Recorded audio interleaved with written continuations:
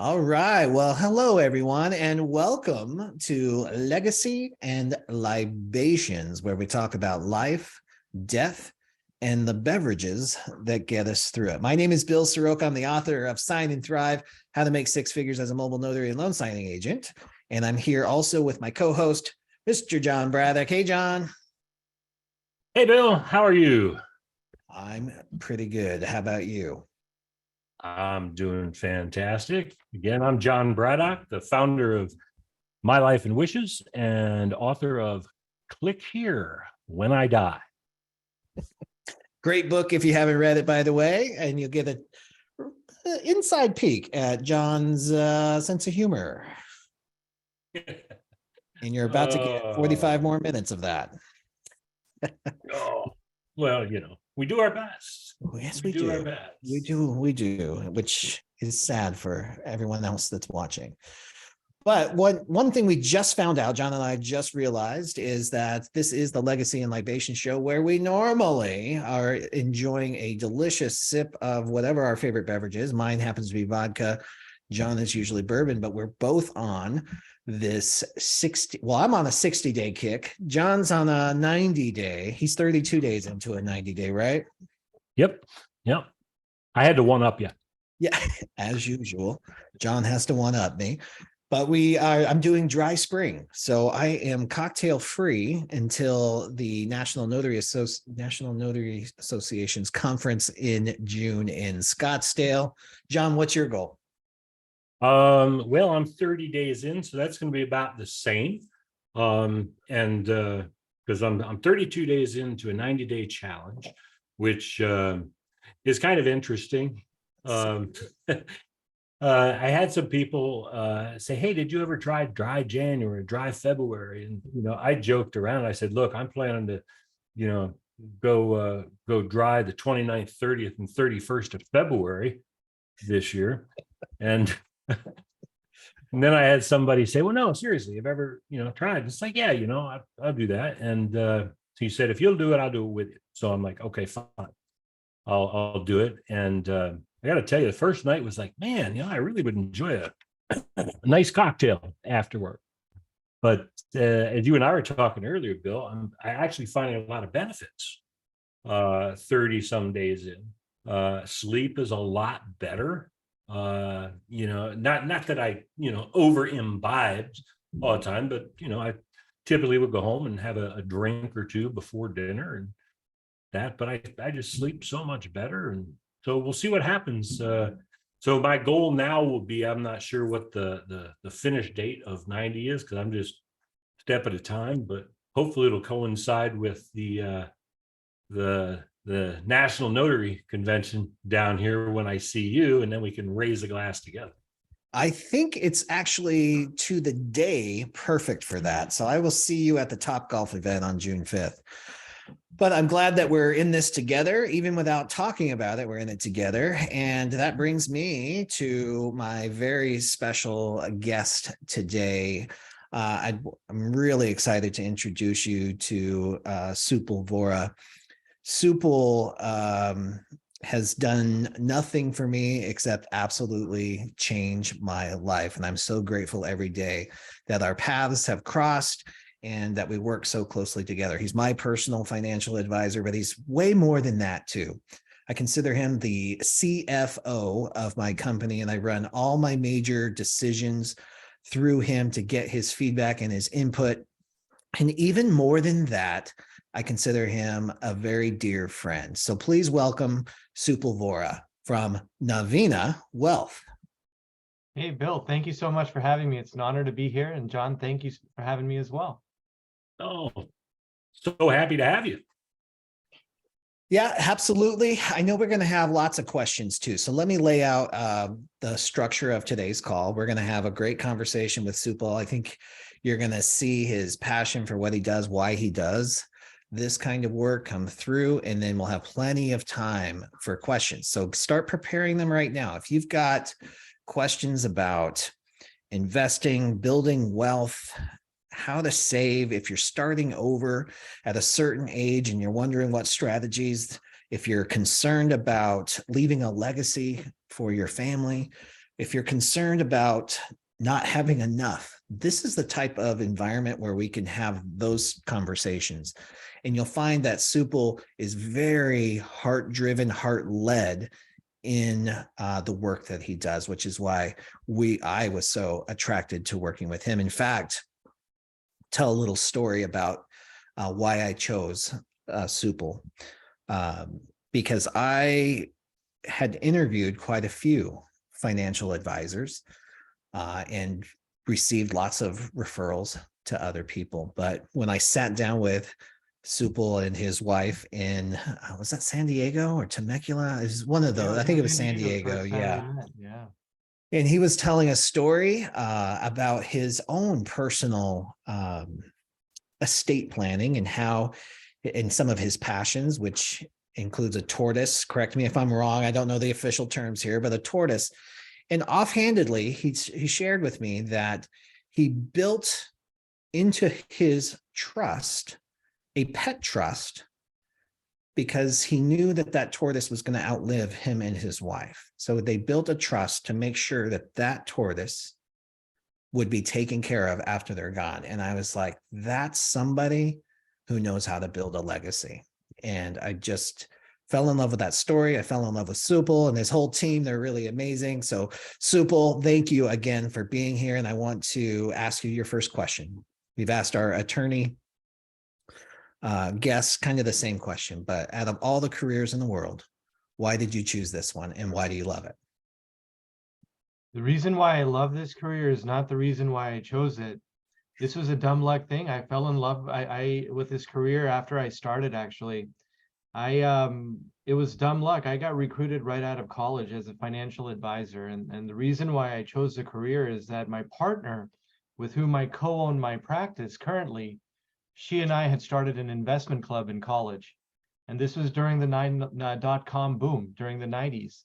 And we made a lot of money and then we lost everything. So I thought that I'd become a financial advisor and do it for a couple of years to learn how to be a better investor.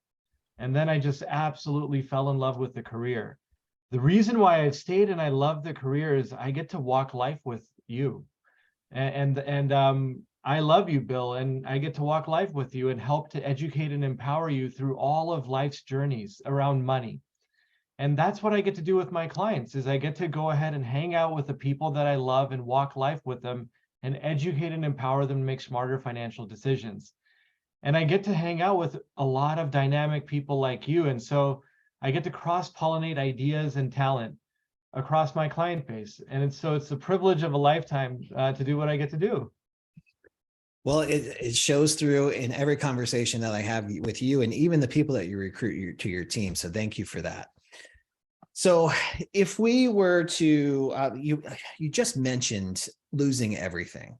What advice do you have to for somebody who might feel like they're in that boat? Well, the one action that we have is always keep saving. So the one thing that I learned at that time is that having a plan is really, really critical so that we don't put ourselves in a position ahead of time where we've taken on that type of risk where that could happen. And then second is that it's never too late to continue to take the actions we need to hit our goals. So if we feel like our head is underwater and that we're struggling, that means that we need peace of mind. And what a financial plan does is it gives us peace of mind. What about, I'm glad you brought that up, but what about people who might be 55, 60 years old and they're afraid that it is too late? Yeah, that's a good question.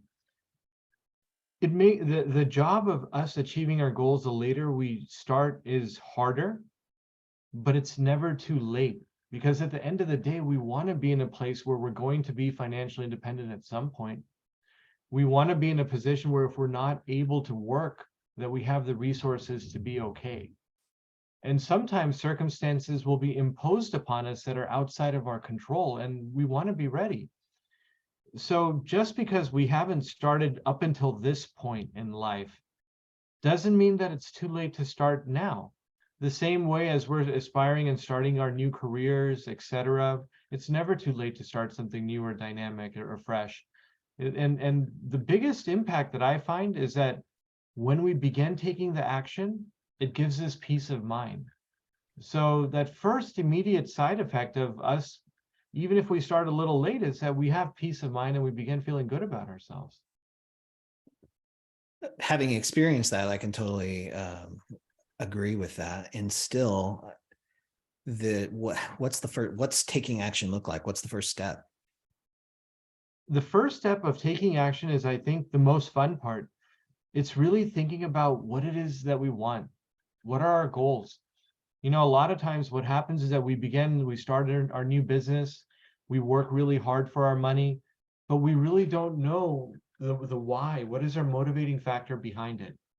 So the first thing that I like all of us to begin doing is to just begin visualizing and thinking about the why do we do what we do? What it is that we want to accomplish in life financially, and begin visualizing that. You know, is it that we want to be able to retire someday and be financially independent? Is it that we want to start our own successful business?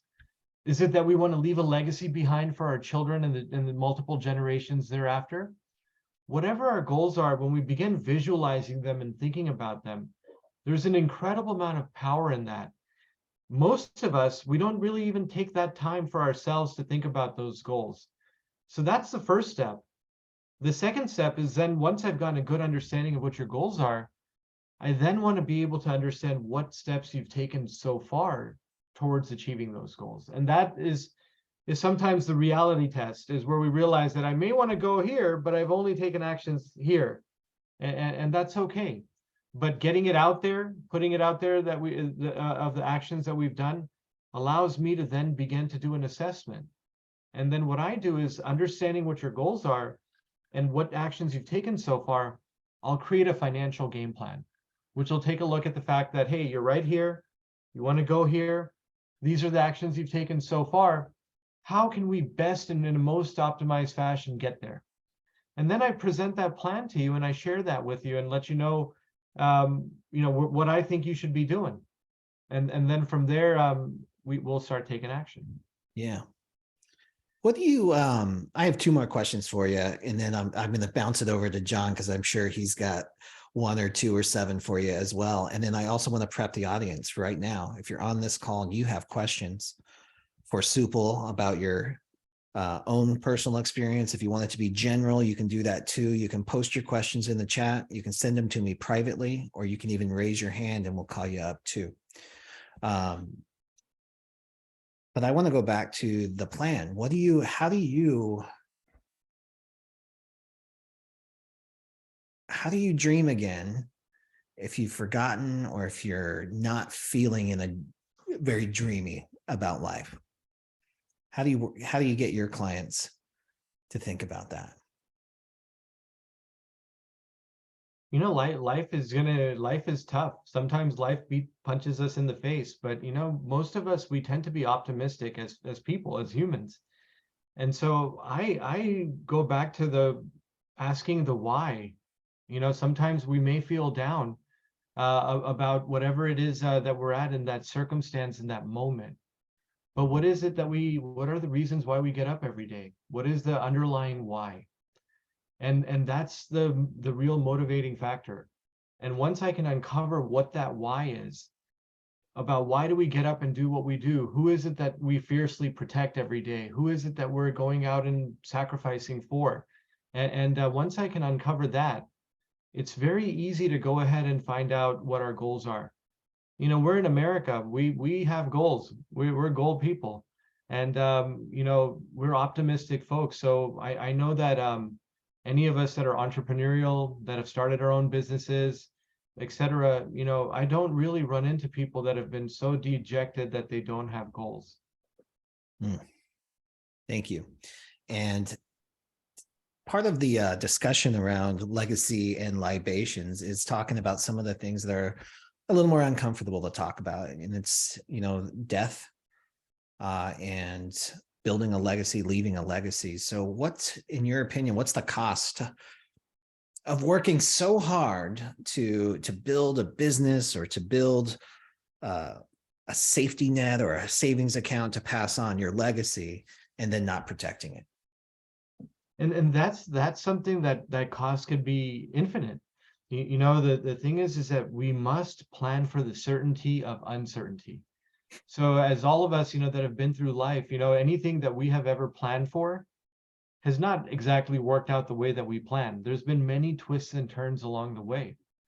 So along those twists and turns, we're going to want to make sure that we are planning for the certainty of uncertainty. So as we're saving for our wealth and our future and our family's well-being, a premature death and a disability or an inability to do our job anymore, a long-term care need that could happen if we're retired, you know, any of those unforeseen needs can completely throw a financial picture out of whack. Now, the cost to protect against those needs are relatively small fractions. So getting our estate plan done, making sure that we have our life insurance needs taken care of, our long-term care needs, our disability insurance needs, it's a fraction of the total damage that could occur if we don't have that protected. So what I have seen happen is that families will do, you know, kind of like any sports that we watch. If we have a good offense, you know, that team that we have is going to score a lot of points. You know, so things that in our financial offense are the things that are in our control. Our ability to save, our tax strategy, our investment strategy. But if we do all of those things well and we don't have a defense, the other team's going to come and score every single time and we're not going to get anywhere. Well, the financial defense is planning for the certainty of uncertainty. Now, there's likely going to be one or two major events that will happen in each and every one of our lives. We just don't know which category or what genre it's going to be. So we might as well be prepared for that because the probability of it impacting us at some point is high. And so the cost of, unless we're completely financially independent, where if any of those major life events happen, it wouldn't impact our financial plan, then we're going to have some sort of insurance protection to cover it. Yeah. Yeah. All right. Well, thank you so much for answering those questions, John. You have some questions for people? Yeah, that's really, really awesome. Yeah, we do have a couple of questions. I'm gonna throw one at you. You know, what you say is so important. You know, we make a plan and we start to execute it. I mean, I know I always hit the bullseye if I throw the dart first, and then I run up and put the target around. Yes, right. I never miss. But you're right. There's things that get thrown in, and so we look forward to this retirement and we plan to have this kind of income and those things. But the one unknown, obviously, is our own mortality or morbidity from a standpoint of, all right, what if I die, and how does that future picture look for my wife in that case? Because now a lot of the resources are gone that we're contributing to, and those kind of things. The event of long-term care, I mean, you know, life insurance policy can protect that first piece.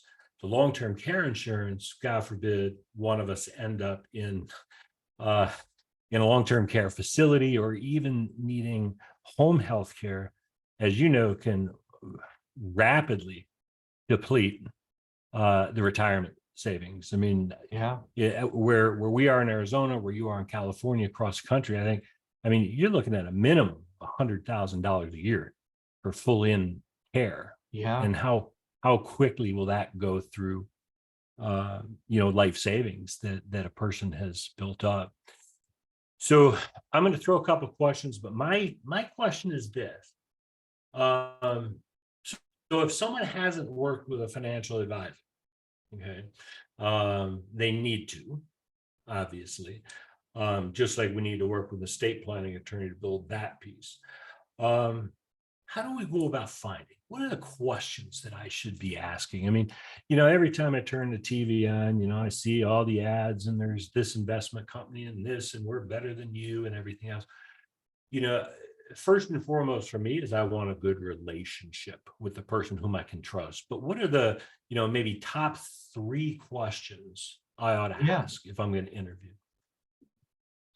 Well, you know, I've been a financial advisor now for 20 years. And looking back on it, the things that I have found being in this career that are the most important things that I found is it's really important to work with someone that does comprehensive financial planning. So what comprehensive financial planning means is that they're not just going to take a look at insurance, they're not just going to manage your money, but they're going to be your personal CFO. They're going to look at your finances in a holistic fashion, see how everything impacts everything else. That's one. Second is that they must have a stupendous and clean compliance record. So on FINRA, FINRA.org, you can go to a broker check, and any fully licensed broker is, you can just type in their name and see their compliance record. And so any complaints, and all of that is public record since they've been in this profession. And so having someone that has a clean compliance record and is fully licensed is something that is really, really critical. And third, I have found is that you have to click with that person and their team. You have to ask yourself, is that somebody that I'm going to be able to take leadership from? If they go ahead and tell me certain things that I may not want to hear, am I going to run the opposite direction? Or am I going to be able to respect them enough to listen? Because a lot of times during life, there are multiple events as we walk life through with you where there's going to be tough conversations. And the reasons why you hired us are not the reasons why you're going to love us at the end, because life and all the things that are important keep changing. And I have found that when those tough conversations happen, our clients need to respect us enough to say, okay, I'm going to listen and hear you out. I may disagree, but I'll hear you out. Sometimes we'll run and have a runaway instinct instead. So I found that those three things are really critical. One is the person should not be piecemealing it. They should be doing it comprehensively. They should have a stupendous compliance record. And third, you should be aligned with that person where you feel that you're going to listen to their leadership. Great That's awesome. advice. Yeah. And before we So- go into the questions, John, do you mind if I just want to say something on this? Because Oh yeah. I hired Supple too late, right? Like I wish I would have hired Supple when I was making $30,000 a year, not after I was making lots more than that, because I brought a $30,000 mindset into making multiple six figures. And guess what?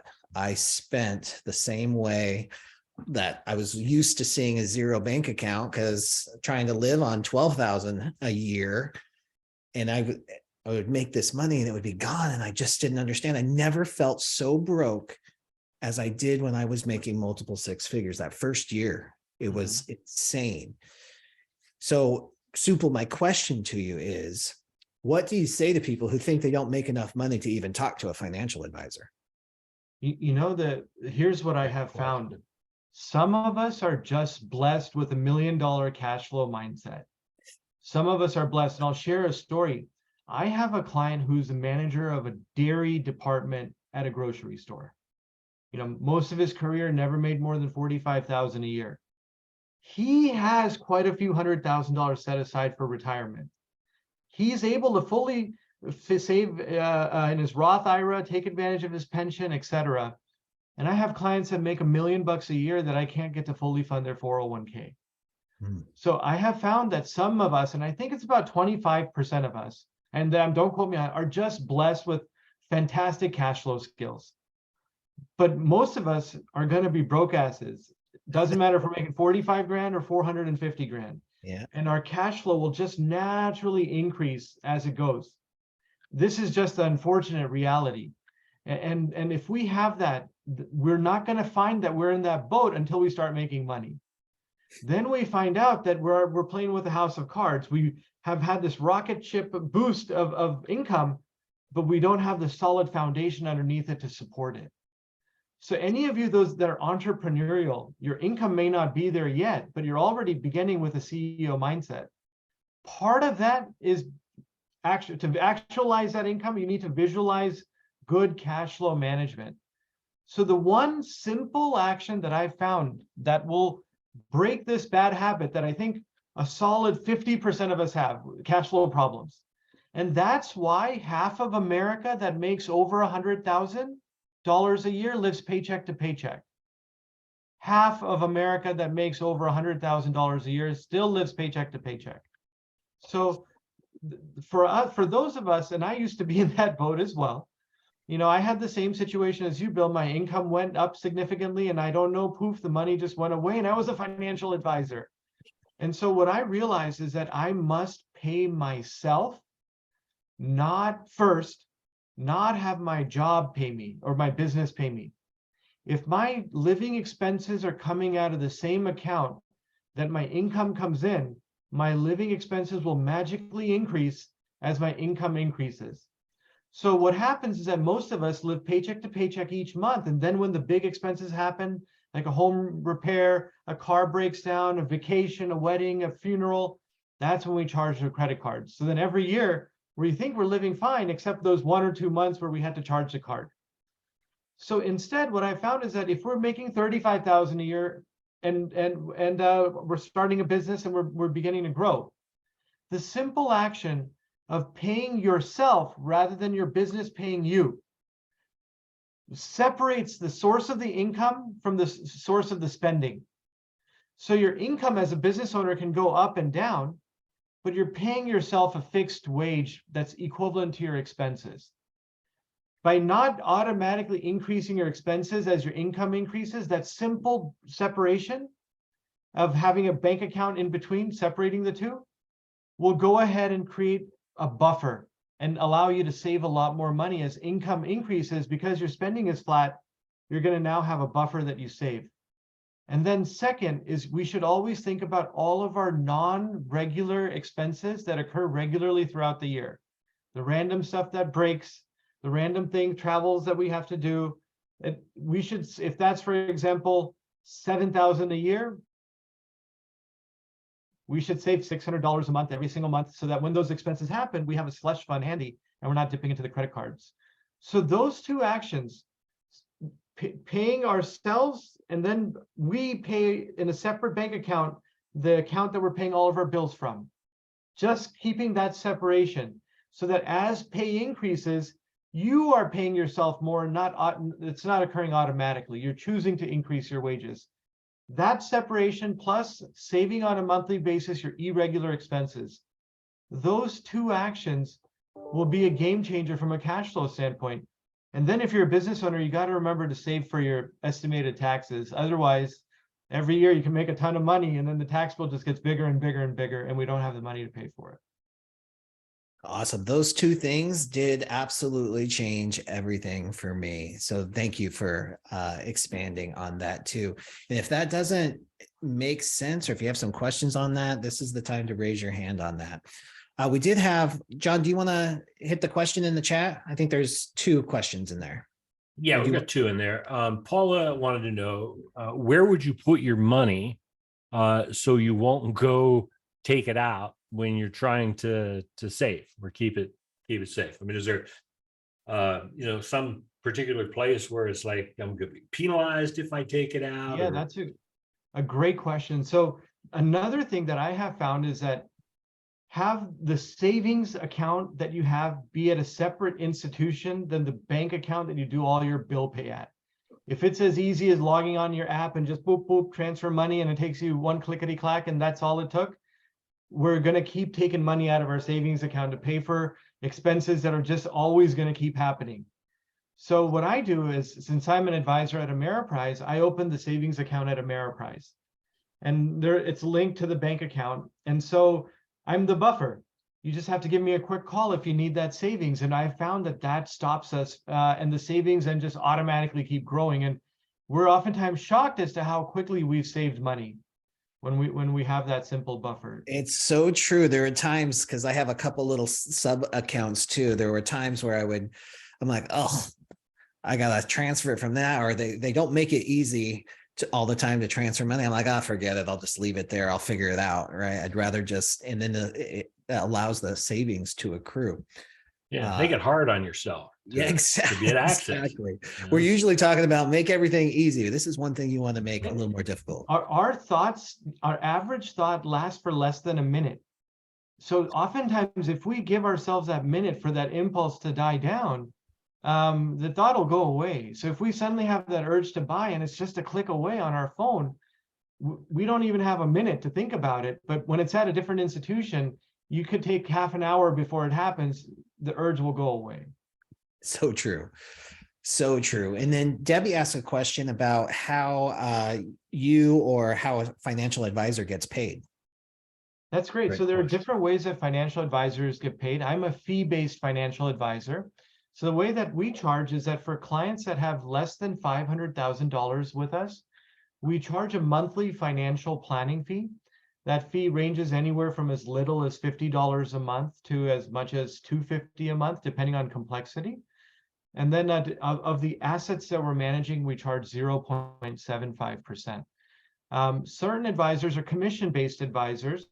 I like the fee-based advisor more because then it's more transparent in terms of how your advisor that you're working with is getting paid. Great. Thank you so much for that. And Patricia Bridges, it's lovely to see you on the call today. Do you have a question for Supal? I do, and we didn't have Clubhouse today, so I didn't have to run away and leave. And I'm not going to drink because you all are not drinking, so I left my wine in the refrigerator. But hi, Supal, how are you? Hi, Patricia. I think a lot of it is lack of education and knowledge of how easy it is to save. I didn't learn right away earlier, but I did learn, I want to say in the last 20 years. People spend money on what they want to, and you always can't find it when you're looking for it because you say, after I pay this, and the other, I don't have any money.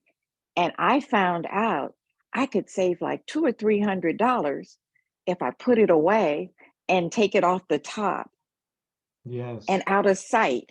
And then my game was, how much can I save? How much can I put away? And I think before I started to touch it, I had gotten up to $1,200. So if you learn savings accounts, in my opinion, it doesn't help you. You put your money there, but you're not earning anything from that savings account. And in terms of your fee, which I think that the ranges are so reasonable, but as you say, which bucket would that come out of? You say you don't want to have it too accessible, but you want to take it off the top. Would that come out of the owner's draw money, my financial fee? Or is that my miscellaneous supplemental account that I do have for my business account?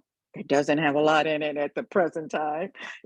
How do you arrange something like that? And I think it's about us educating us, because you made it seem, I thought to have a financial advisor, I would need so much more money than I don't have. But you seem to be reasonably placed based upon your income, the individual. So where does that fee money come from? And where would I take it from, and who do I pay first? Who do I pay second? I know it's compounded, and I'm through. A lot of great questions there, Patricia. So I'm going to answer all of them in order. I'll try. So the first one that you had asked and you'd mentioned is, hey, I didn't realize how easy it was to save money. So that I'm so glad that you mentioned that. Actually, saving money is easy when we automate it. I have a few friends that have spent a whole career working at just a single employer, like a UPS, and they have quite a bit of money in their 401k, and they just said that the first day I joined, some veteran employee told me to just automate my savings in my 401k, and I did. I didn't even know why I did it when they told me, but that's all I did.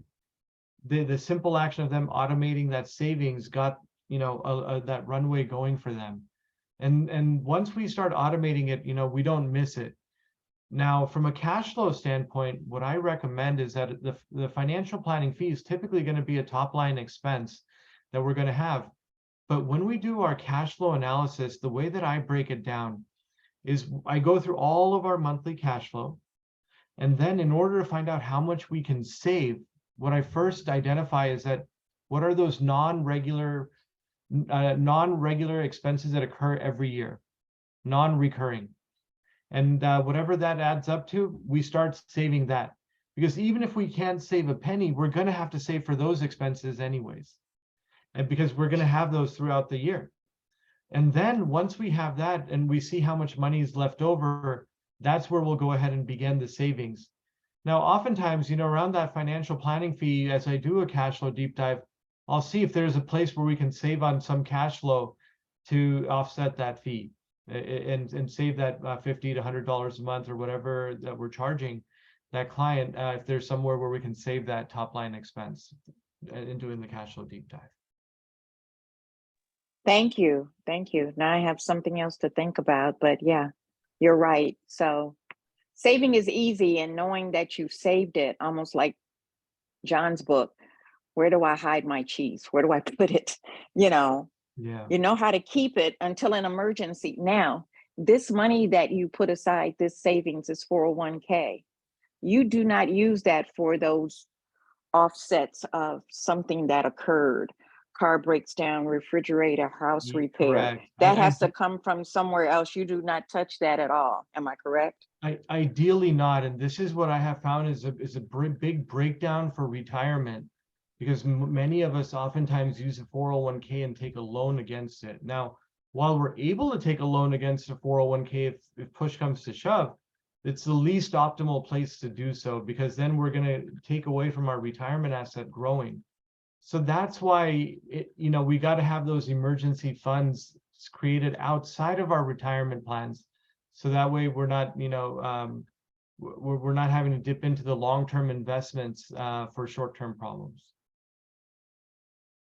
Awesome. Thank you. Thank you. Thank you very much. Great questions, Patricia. Thanks for being here. John, Great. any questions to bring us home?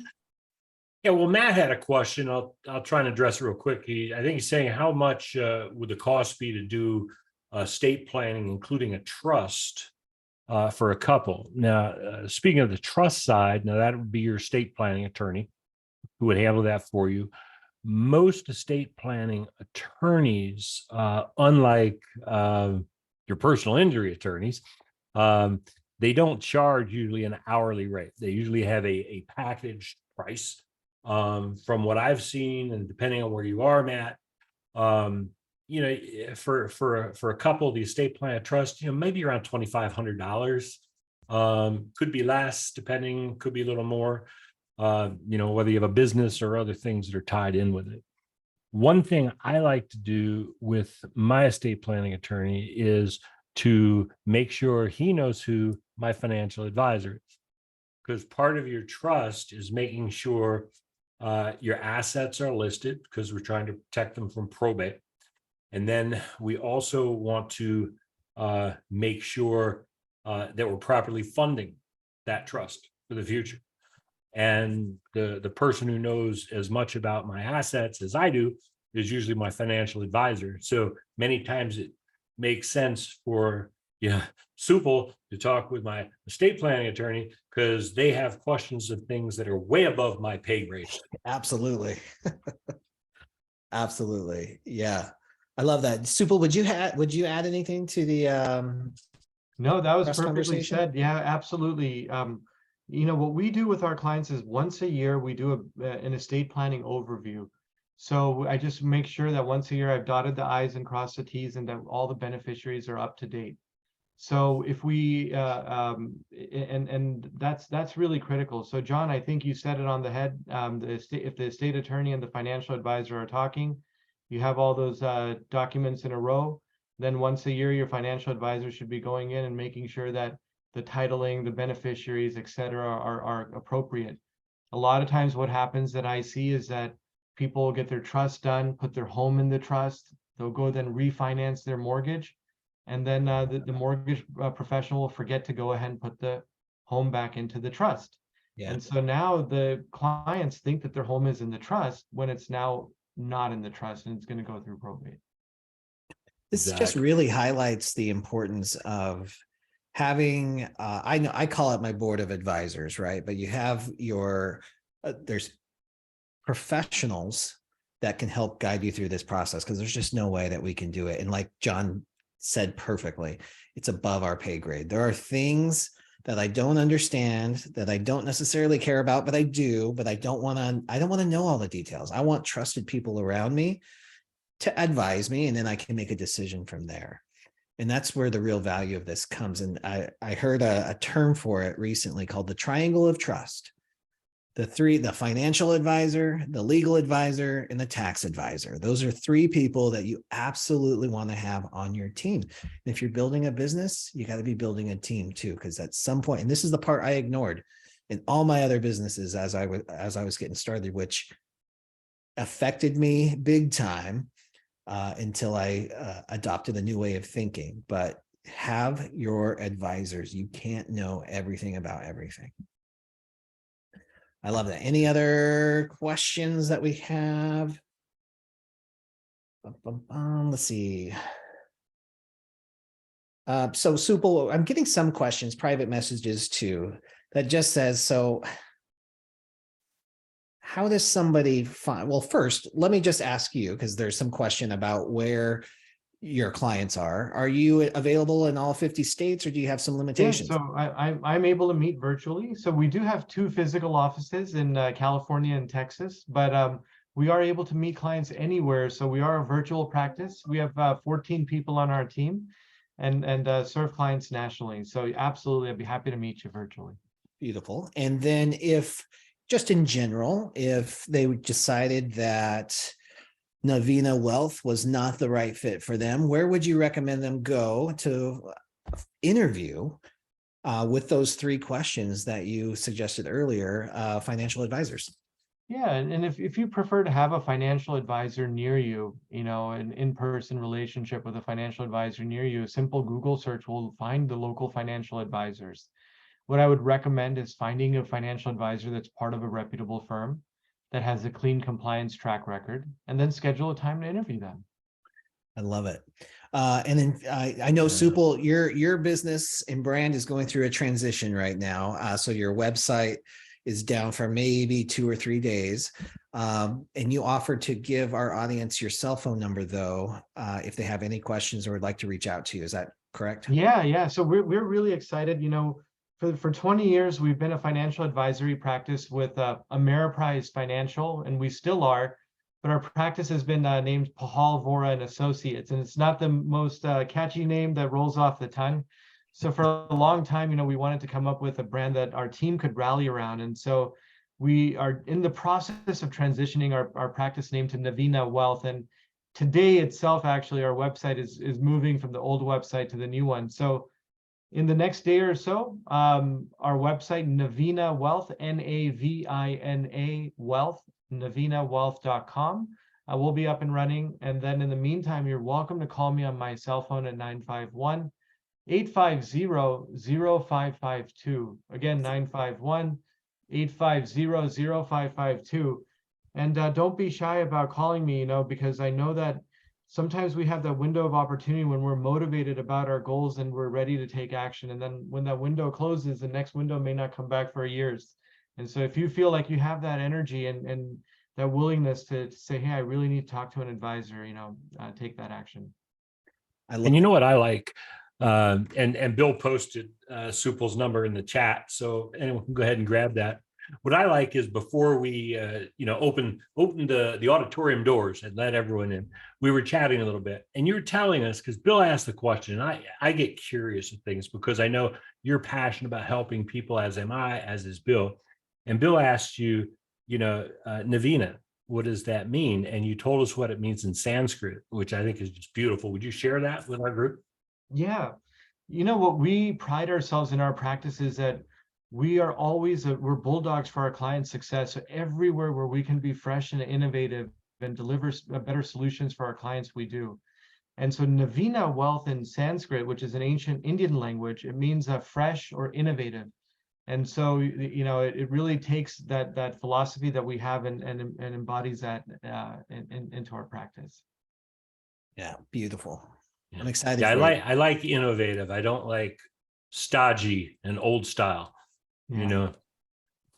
You know what? That's one of the things I've really appreciated about working with Supal too, is I've got some crazy ideas sometimes, and to call and not get shut down, and that used to be what happened. If it wasn't all about stocks and bonds, nobody wants to talk about it. And that's what I like about working with Supal is we can talk about some crazy stuff. We can talk about crypto and why I'm not in crypto. We can talk about investing in private companies, angel investing, wild and wonky ideas, Turo, if it makes sense.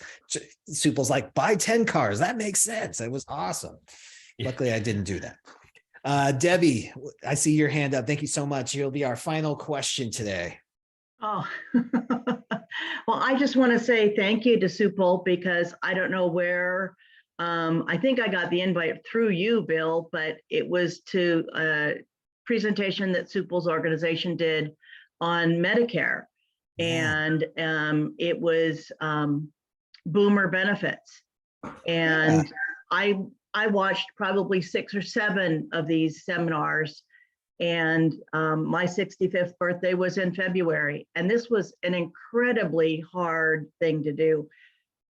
And I'm intelligent and I read everything. And I still, I practically got to the point where I said, pick one and tell me where to sign. It But can be frustrating, yeah. the boomer benefit one was very thorough and very informative. So thank you for doing that. Well, thank you. I'm glad you found it valuable. Awesome. Perfect way to end the session, Debbie. It was a big kudos for Supal. Supal, thank you so much for everything that you do for me and for our community. Thank you for being here and participating in Legacy and Libations. John, any final words for Supal? Oh, no, I greatly appreciate you joining us tonight. Very informative, great questions. And again, anyone, if you just have questions, I know as financial advisors, I mean, it's not going to cost you anything to pick a phone up and give him a call and ask him questions about his philosophy. So I'd encourage you to do that. Awesome. Thank you John, so Bill, much. thank you so much for having me here. Yeah, of course. We're going to hang out a little bit longer too, Supal. We're going to do probably an abbreviated training. We had such a great conversation on My Life and Wishes, so you're welcome to hang out if you'd like. But we're going to jump in, and the rest of today's show, guys, is all about workshopping together to, again, protect our legacy. The My Life and Wishes Legacy Vault is designed to help make things easier for your family if you're ever incapacitated or dead. So, John, I'm going to turn it over to you. What are we learning today? Thanks. Well, we're going to keep it quick today because I want to be respectful of everyone's time. So we'll be done, in about 8 or 9 minutes. As I mentioned last week, there's 2 areas I want to point out today within the vault. One is the family section, and the other is my biggest pet peeve, your digital online community, such as Facebook. Because as I said last week, I don't want you sending me a happy birthday message on Facebook after I'm dead. So what I'm going to do is I'm going to log into my account. Anyone else can log into theirs along with, and there it comes up.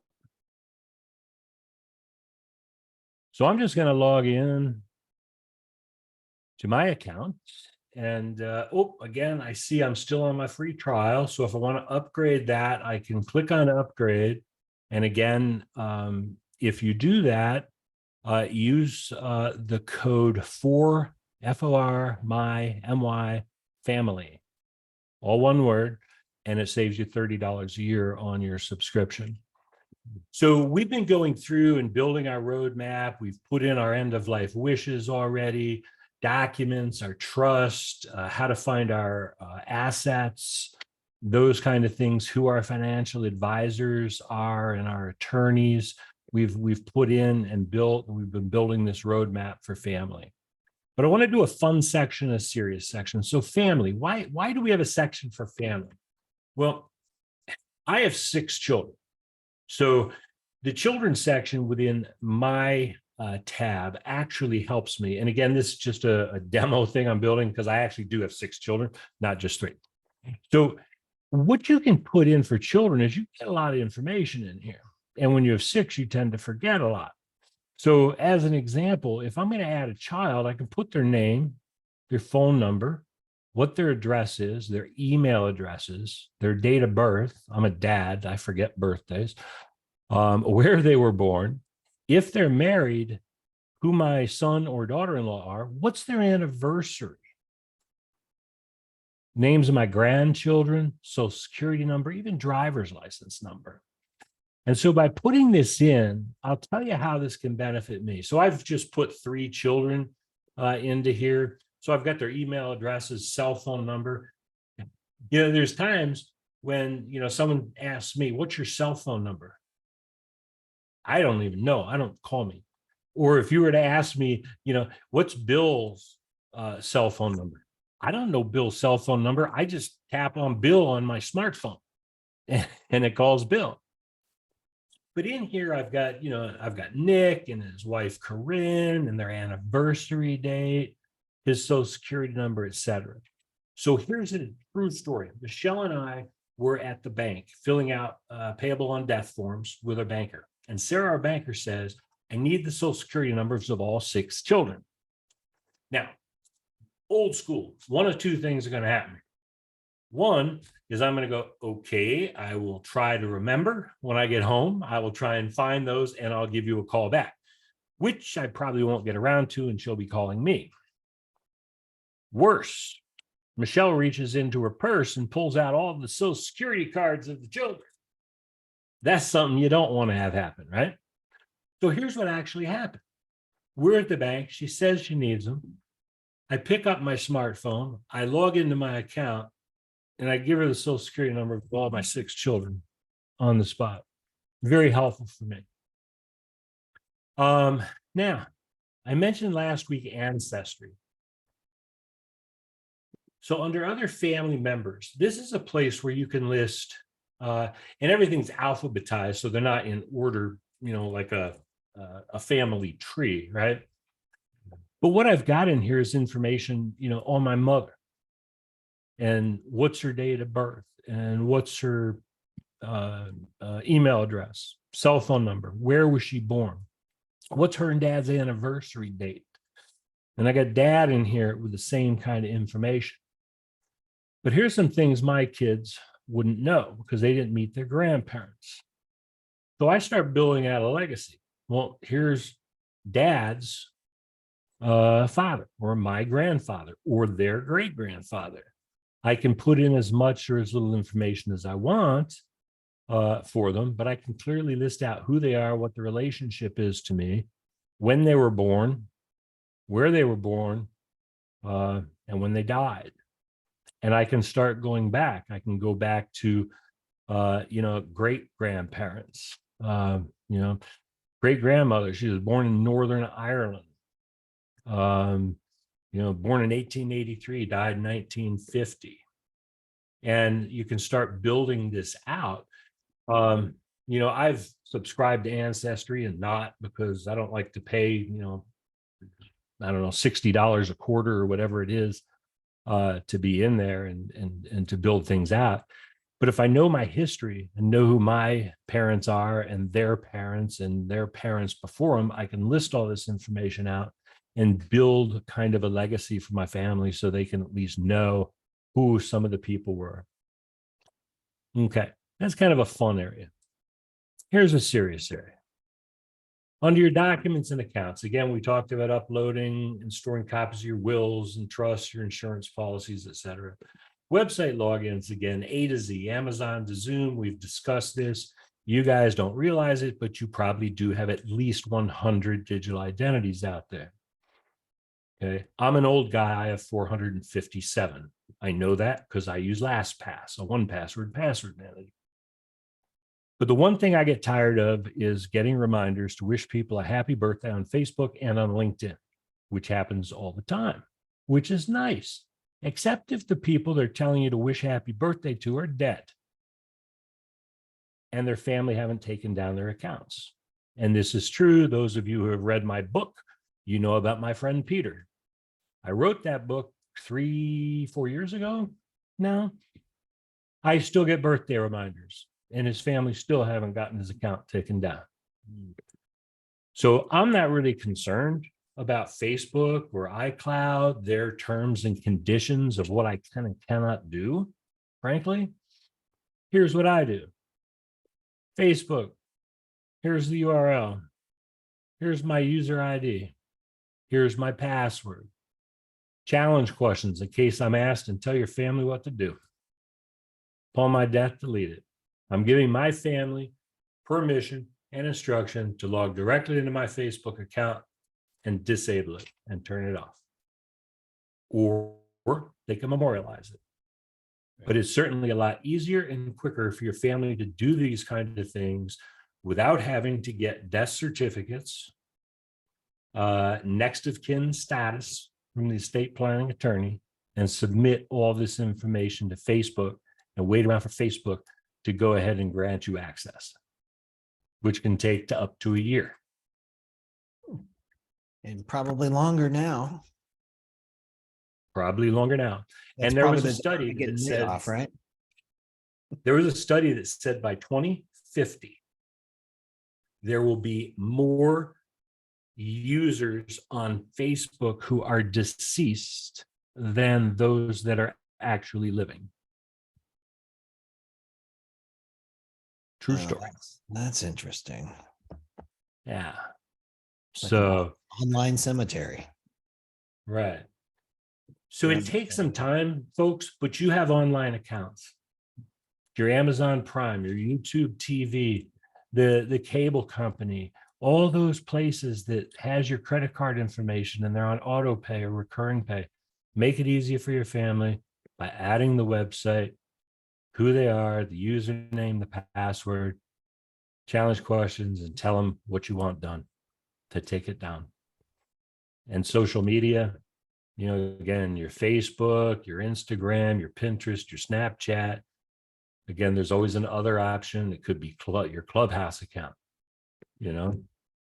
All those things need to be taken down at some point. But unless family knows how to find it, they're never going to get them done. John, So we have those a- are the two things yeah. I was just going to say, we have a great question from Debbie. She says, do you have any tips on how to find all your accounts to load into this thing? Oh, God. Wow. All right. What I would do if I were trying to find all my digital identities, I'd probably first search I'd go back my browser history. And if you use Chrome, like if you use the Chrome where it remembers your password, it gives you a whole list too, Debbie. If you, and maybe your other browser might too. I'm not sure. That's a good start. That's exactly what I'd do. I'd check the history. I'd go back as far as possible. I don't have my browser history set up to delete. Some people do. I like to manually delete those things, but I'd check there and think about the places that you typically shop. Do you order from, do you have a dog or a cat or a tortoise? Do you order from chewy.com? Okay, that's somebody that's got your information. Do you ever shop at Nordstrom or Nordstrom Rack or any of the places? Think about all the places that you do your Christmas shopping online. Those places have sites. You could check your either your bank account statements or your credit card statements too. Like that's always an awakening experience. You check exactly. Like, oh my gosh, all of those. Yeah. And then we have another question too, John. Can we ask? Jackie says, would My Life in Wishes be a good tool to gather the information for your trust, or should you get your trust first? Great question. Really both. Either or. I mean, which came first, the chicken or the egg?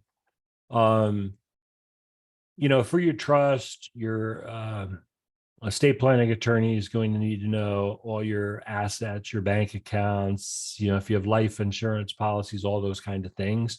So it would actually make it a little easier if I'm going to go visit with the estate planning attorney for a first meeting, if I have all this stuff already done, because what I can do is I can go into my account, and under account settings in the lower left, I can do a print summary. Okay. And I can't do it unless I've got my annual subscription here. But, and I've just left this on trial for our demonstration purposes. But there'll be a button here that says print out a summary of everything that you have in the account. You can click yes, and it'll download a PDF for you.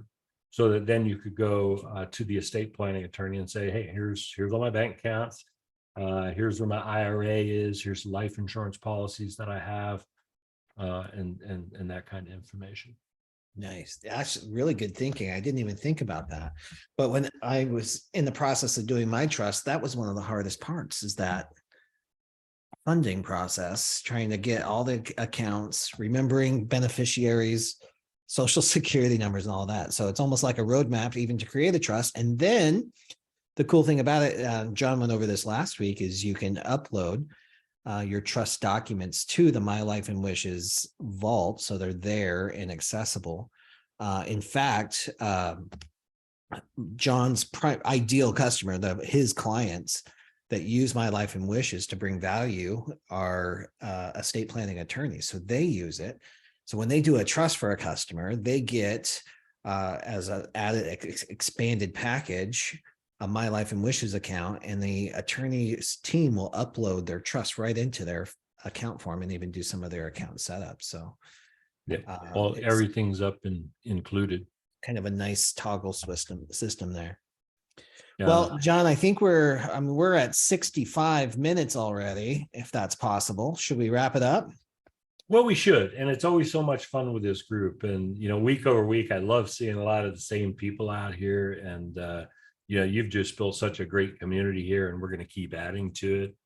I know we went longer last week with Marjorie, for those who are with us, with questions and those things. And tonight, quite a bit of time with Supal. And Bill and I were talking yesterday, just so you all know, full disclosure, we're like, well, should we really cut these people, off and spend more time on training? And we really thought, no, our belief, and tell us if we are wrong, but we want to deliver value to you. I mean, at the end of the day, I want you to have your vault complete, because this is important for your family, right? But we also want to bring good guests who can impart some wisdom, let you guys answer questions and stuff. And so some weeks we may get a full 30 minutes to do some training and other things. Other weeks it might be very abbreviated, like tonight. But we want you to get as much value as this as possible. And we think letting our guests discuss and answer your questions is more important. So what say you? Yeah, love that feedback from you. And maybe we'll even add a survey to the end of the show, so you can give us your feedback on that as well. Coming up next week, I don't think we yet have a confirmed guest. On the 19th, John, we do have a confirmed guest, right? We have a great attorney, or is it vice versa? We do. Jolene Blackburn. I think she's in the LA area. Yeah, all right. We will have someone next week. It's again, I am the king of procrastination, except for my vault is complete. But we'll have a guest. You'll know about that with Bill's weekly announcement that will come out, what's coming during the week. So I think that goes out Sunday night. Yeah, for MBB members. Yeah, or Monday.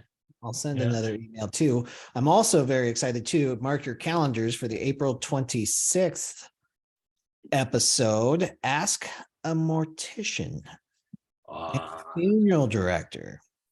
Those are the really tough questions that we don't even think about. I had a fascinating conversation with her about what happens when you die at home, when you die at a hospital, what actually happens, what's the process a family has to go through. And that was fascinating. So we're going to have her on, and you can ask all those questions you didn't even know you had. Oh, and trust me, you guys know that I have kind of an irreverent sense of humor, especially those who have read my book. So you know that I'm going to have some real CSI kind of questions for her. It's going to be fascinating. We got a great show for you all month long. Looking forward to this. Thanks for hanging out with us. And please tell your friends, bring them next week. Bye-bye. Take care, guys.